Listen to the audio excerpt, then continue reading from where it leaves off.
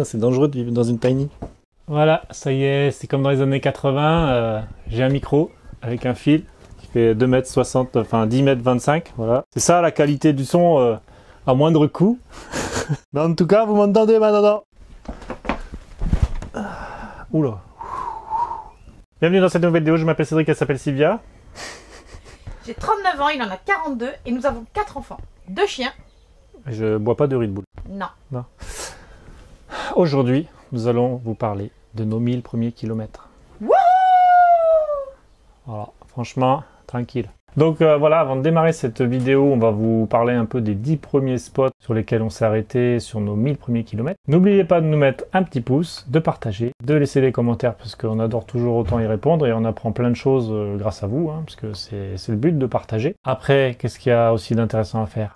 Allez voir sur Instagram et Facebook pour suivre un peu plus notre quotidien et puis en apprendre un peu plus aussi sur nous. Voilà, donc c'est parti pour les 10 spots. On va se les présenter au fur et à mesure. L'objectif, on aime bien se mettre des petits défis, c'est de rester maximum 1 minute sur chaque spot. Donc ça va être sport, mais on va y arriver. Et à la fin, on vous explique la suite de l'aventure.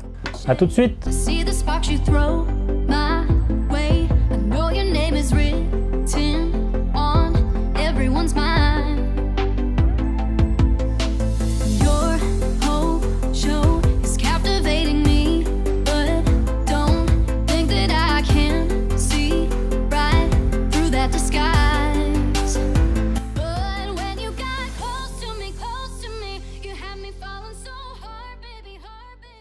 Premier spot, donc nous étions à Prat de Bon Repos. Nous sommes descendus dans le village, nous nous sommes posés à côté du stade. Et l'idée c'était de pouvoir aller déposer le camping-car, donc l'Itineo MB800. Donc je vous remets un petit lien vers la vidéo de ce camping-car, qui est désormais en dépôt-vente chez un concessionnaire qui s'appelle Camping Car Passion 31. Et donc au niveau de ce spot, on en a profité aussi pour prendre nos marques, voir les autonomies au niveau de l'eau, sur le solaire. On avait encore quelques colis qui devaient arriver, donc voilà, on est resté une petite semaine je crois sur ce spot. Et ensuite on a pris la route pour aller vers le deuxième spot. Pour notre deuxième spot, on était posé sur la commune de Paissy. On y est resté une petite semaine. Là, ce qu'on a fait, c'est qu'on a été voir directement la mairie et on leur a demandé si on pouvait rester. On leur a laissé nos coordonnées téléphoniques, il n'y a pas eu de souci. En fait, on était sur ce spot pour pouvoir vider les choses qu'on n'avait plus besoin dans notre local et y laisser la voiture. On a pu aussi en même temps en profiter pour se reposer, faire pas mal de pâtisseries et voilà, passer du temps avec nos enfants. Donc c'était 10 jours bien reposants. Spot numéro 3. Donc nous étions à Saint-Sulpice-sur-Lèze, toujours en Haute-Garonne. Donc sur un spot vraiment magnifique. Pour ceux qui ont vu la vidéo, je vous remets aussi un petit lien, où nous étions à côté d'un moulin à vent, un ancien moulin à vent, c'était vraiment magnifique. Tout simplement, on est resté une dizaine de jours je crois, parce que nous avions des choses à régler dans les parages. Nous devions faire nos lunettes pour Sylvia et moi-même, refaire les lunettes des filles. Nous devions repasser une expertise pour le fourgon, pour ceux qui ont suivi l'histoire. Nous en avons aussi profité pour nous ressourcer, faire des balades, cuisiner, revoir des amis avant de vraiment quitter la région. Et nous avons aussi eu la chance d'avoir un article dans la dépêche suite au passage de la mairie qui est venue nous rendre visite pour savoir qu'est-ce qu'on faisait, quel était notre projet. Donc on leur a expliqué tout ça. Et c'est eux qui nous ont d'ailleurs laissé l'autorisation de rester sur place. Et tout s'est bien passé. Donc du coup, finalement, on est même autorisé à revenir. Pour notre quatrième spot, on s'est retrouvé à Brive-la-Gaillarde. Donc c'est là où avec Cédric on a grandi, on était juste à côté. En fait, on y a été profiter de ma famille avant de partir et pour y déposer notre grande Célia qui a souhaité reprendre l'école et donc ne pas faire le voyage avec nous. Alors ça a été un moment difficile pour les parents et pour notre grande. On continue quand même à la suivre de loin. Sur ce spot, nous étions posés dans une impasse juste à côté de chez mon frère David et franchement on a passé 2 nuits au calme. Ça nous a fait tout bizarre de voir Exploria posée à côté des maisons de lotissement. C'était encore une curiosité. Beaucoup de personnes sont passées, ralentissaient, prenaient la maison en photo. Spot numéro 5. Donc nous nous sommes arrêtés à Mézières-en-Brenne dans le département de l'Indre. C'est sur un spot complètement improvisé, on roulait, ça faisait pas mal de temps qu'on était sur la route, on a dit allez à gauche, il y a une aire plate, au bord d'une petite rivière dans un petit village, on s'est posé, on s'est installé juste pour une nuit si je dis pas de bêtises, et voilà, on a profité du village, de ces petits commerces. Petite halte bien sympathique, sans complexité pour stationner. Nous avons pu reprendre la route le lendemain, bien reposé. Pour notre 6e spot, en fait c'était pas vraiment un spot, on était posé chez nos amis, les vadrouilleurs à la Flèche. Donc c'était prévu déjà depuis un petit moment, on devait aller les rejoindre pour profiter, passer des petits moments ensemble. Les enfants s'entendent super bien. C'est des moments voilà, magiques pour eux et pour nous. Ça nous a permis d'échanger sur beaucoup de domaines et on a énormément de points communs. Du coup, on a hâte de les rejoindre, un de ces 4. Nous sommes arrivés sur notre 7e spot. Franchement, ce spot-là était l'un des plus magnifiques avec Saint-Sulpice-sur-Lèze, puisque nous nous sommes retrouvés au milieu d'une forêt, donc la forêt domaniale de Bélem, au carrefour des 7 bras. Donc un endroit vraiment très calme, très reposant, très vert, qu'un bruit la nuit. Et donc les filles en ont profité pour courir partout dans les bois, faire des cabanes. Les chiens ont pu galoper des kilomètres et des kilomètres puisqu'on a fait quelques randonnées. On en a profité aussi pour sortir pour la première fois nos vélos électriques et les tester. On a pu faire des courses avec, voilà, prendre juste un petit ravitaillement. Sur ce spot-là, on s'était fixé l'objectif de finaliser l'année scolaire puisque, comme vous savez, nos enfants, les 3 petites, sont inscrites au CNED et vers le 15 juin, en gros, il faut avoir rendu la totalité des évaluations. Donc on s'est consacré 4 jours intensifs pour finaliser tout ça. Ça a été un peu du sport pour les filles, mais au moins, on leur avait fait comprendre qu'une fois qu'on repartait, c'était l'esprit vidé, serein, on savait que l'année scolaire était finie. Donc ce spot a été vraiment très, très reposant, même si ça a été physique à cause de l'école, mais psychologiquement, ça fait du bien avec le calme. On a pu faire des balades avec les chiens qu'on coursait des cerfs, on n'a pas pu tout filmer, mais on a vraiment fait des belles rencontres aussi avec des personnes qui sont venues nous rendre visite, avec qui on a pu discuter. On a encore vu des maires, enfin un maire.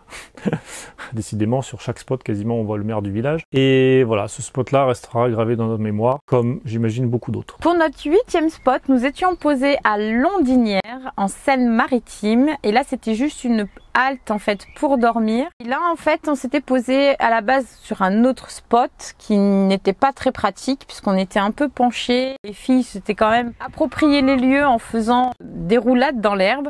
Et au final, on a été obligés de bouger et de se poser sur un autre spot juste à côté des vaches. Où pareil, les filles se sont bien amusées. Donc maintenant, on va parler du spot numéro 9. Si on peut appeler ça un spot, parce que c'est un endroit, finalement, où on s'est posé pour rendre visite à la famille. Donc on a été rendre visite à la tante de Sylvia, qu'on n'avait pas vue depuis 2 ans. Ça remonte à peu près au moment où on a décidé de lancer ce projet. Voilà, on a pu se poser, les filles ont profité de la tante de Sylvia.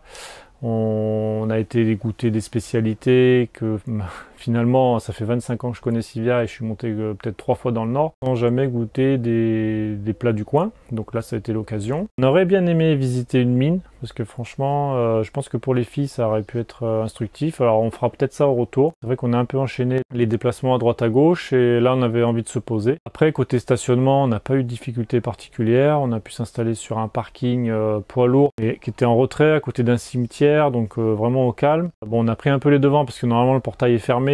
Là, il était ouvert, la serrure était en cours de réparation, donc on s'est installé. Le lendemain, on a eu la visite de l'adjoint au maire, avec qui on a discuté, on a expliqué le projet, et il a compris notre démarche, il savait qu'on venait voir la famille. Il nous a même proposé, quand on repassera, de nous donner une clé, vu que le portail va être réparé, et on pourra s'installer tranquillement pour une nuit ou 2. Pour notre 10e spot, nous voici enfin arrivés chez nos amis Fun Family. Donc je vous mets un petit lien pour leur découvrir leur chaîne. Nous sommes à Marquette-les-Lilles. Donc c'est à peu près 10 km de Lille. Et là, pareil, ça fait 1 semaine qu'on est posé. Super moment. Le maire de la commune est prévenu. On avait un petit peu peur parce que c'est une zone pavillonnaire. La route n'était pas si facile d'accès. Donc on a été obligé d'emprunter un sens interdit. Mais je vous rassure, tout a été maîtrisé. La route en amont avait été bloquée. Et on a été escorté par Jérôme sur son monoroue. Donc souvenez-vous, dans notre dernière vidéo, on vous partageait tous les petits déboires que nous avons eus sur le camion. Donc on en profite d'être posé chez nos amis pour commencer les réparations. Donc Cédric s'y est déjà attelé. Donc on va profiter de cette dernière semaine chez nos amis pour finaliser les réparations et partir plus serein.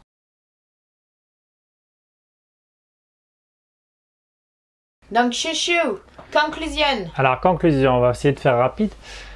Tout s'est bien passé. Franchement, le comportement de la remorque, de la tanie du camion, tout va bien. Quelles que soient les routes, on est passé vraiment par des routes diverses et variées, des petites départementales toutes pourries, des nationales et des autoroutes comme il faut. Globalement aussi, tous les enfants se sont bien comportés, les chiens n'ont pas eu trop de problèmes, enfin, ils sont pas malades. Il y a juste Jouk le premier jour qui nous a fait un petit cadeau dans le camion. Voilà, bon bah ça, on aurait pu s'en passer, mais ça fait partie de l'aventure. Voilà, l'excitation du départ, on va dire. Voilà, et donc globalement sur les 1000 km, on a dépensé 350 € de gasoil à peu près. La consommation tourne autour des 22 litres au 100, ça fait que baisser depuis qu'on a commencé à rouler. Je pense pas qu'on descendra en dessous des 22 litres. Ça, c'est sûr que l'aspect économique va en dépendre grandement, puisque ça sera une grosse partie de notre budget, le gasoil. Mais on ne regrette pas d'avoir pris au final un poids lourd, puisque Cédric n'a pas de mal à conduire, parce qu'il est très confortable. Franchement, on sent rien. La tanière, elle sent quasiment pas derrière, à part vraiment quand on se fait doubler par des camions un peu... Les camions normaux, tout carénés, il n'y a pas de souci. Ces camions, il y a des plateformes, voilà, il y a des appels d'air, c'est un peu bizarre, mais ça va, franchement, ça tient le cap, c'est incomparable avec un fourgon. Je me demande même comment on aurait pu faire avec un fourgon, sincèrement. Et franchement, les réservoirs d'eau sont bien utiles, la machine à laver, enfin, on est vraiment... Hormis le fait de remplir une fois par semaine à peu près, je crois. Un peu moins, mais... Un peu moins, quand on fait des lessives. On a pu se poser pendant 4-5 jours en pleine forêt. Et pour l'instant, c'est pas totalement optimisé. On sait qu'on peut faire mieux dans nos consommations, mieux dans le remplissage, parce qu'il y a des choses à gratter à droite à gauche par rapport au poids, on en a déjà parlé, pour avoir un peu plus d'eau, tenir un peu plus longtemps. Côté solaire, rien à dire pour l'instant, c'est normal, c'est la bonne saison. Même si on a réussi, même si on a eu quand même 4-5 jours en fait de pluie, les batteries sont pas descendues en dessous de la moitié. Non, donc, ça s'est jamais coupé pour dire attention, on est en dessous du seuil critique. Sauf quand je me sers du sèche-cheveux et que je le mets sur 2, il aime pas. Ah là, moi je l'ai grondé. Voilà. Non, pour la suite...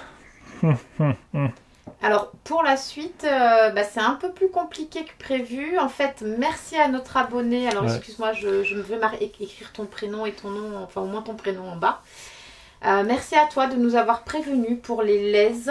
Oui, c'est les Low Emission Zones, c'est-à-dire en fait tout ce qui concerne la pollution, voilà, des poids lourds bien sûr. Et bon, on pollue tous, tous autant qu'on roule, mais les poids lourds, ils sont pas épargnés. Donc c'est un sujet que j'ai creusé, enfin que je pensais apprendre 2-3 trucs, finalement c'est ultra complexe. Tous les pays gèrent ça à leur sauce. Il y a la partie, zone, c'est-à-dire centre-ville qui sont quasiment inaccessibles, faut être réaliste, voilà, on est dans la partie... je comprends tout à fait que pour les poids lourds, ce soit interdit d'aller circuler dans les plus belles villes et capitales d'Europe. On comptait pas y aller, on pensait se poser à l'extérieur et y aller à vélo.